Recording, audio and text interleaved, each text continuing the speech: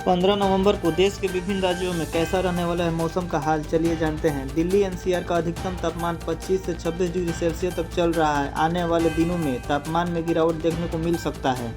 फिलहाल दिल्ली में 15 से 20 नवंबर तक बादल, कोहरा, धुंध रहेगी। दोपहर में बादल होने की वजह से धूप न के बराबर हो सकती है। वहीं ठंड के साथ प्रदूषण 400 से 500 के बीच बना हुआ है। दोपहर में धूप होने के बावजूद भी प्रदूषण की चादर छाई हुई नजर आ रही है। उत्तर प्रदेश में शीतलहर की वजह से ठंड बढ़ने के आसार है। ठंडी हवाओं के साथ हल्का कोहरा और धुंध भी देखने को मिल सकती है। खासकर मुजफ्फरपुर, लखनऊ और मेरठ के आसपास इलाकों में तापमान 11 डिग्री सेल्सियस से कम होने की संभावना जताई जा रही है। वहीं कानपुर, बरेली और अयोध्या के बाराबंकी के न्यूनतम तापमान लुढ़क कर 8 से 10 डिग्री सेल्सियस तक पहुँच सकता है।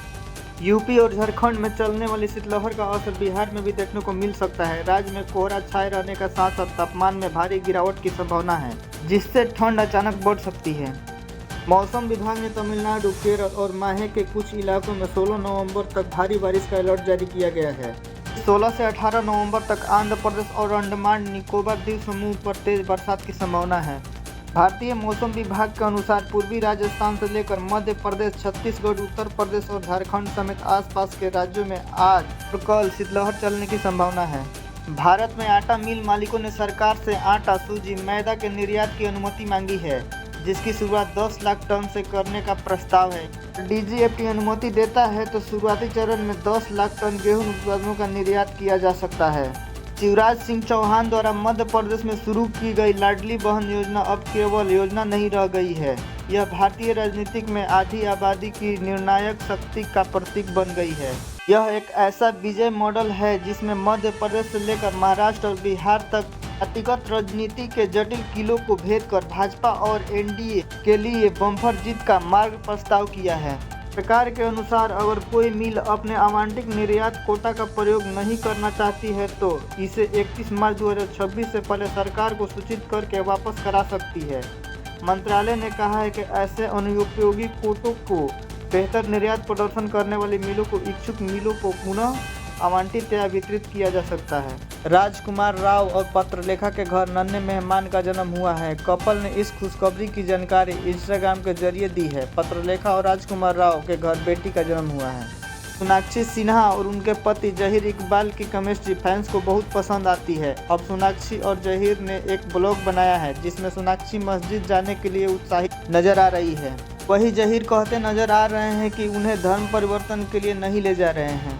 बॉलीवुड एक्ट्रेस अजय देवगन की फिल्म दे दे प्यार दे 2 का रिलीज का दर्शकों का बड़ी ही बेसब्री से इंतजार था। ऐसा हो भी क्यों ना, अजय देवगन और रकुल प्रीत के साथ मूवी में आर माधवन भी अपने एक्टिंग और कॉमेडी का तड़का जो लगा रहे हैं। लंबे इंतजार के बाद फाइनली ये फिल्म 14 नवंबर को सिनेमाघरों में रिलीज हो गई है। जौनपुर के सिगरा से एकादशी मेला देखने भियावा आए लोगों से भरा ऑटो नियंत्रित होकर पेड़ से टकरा गया। हादसे में जौनपुर के सुधना की चिंता देवी 65 वर्षीय की मौत हो गई और अन्य यात्री घायल हो गए।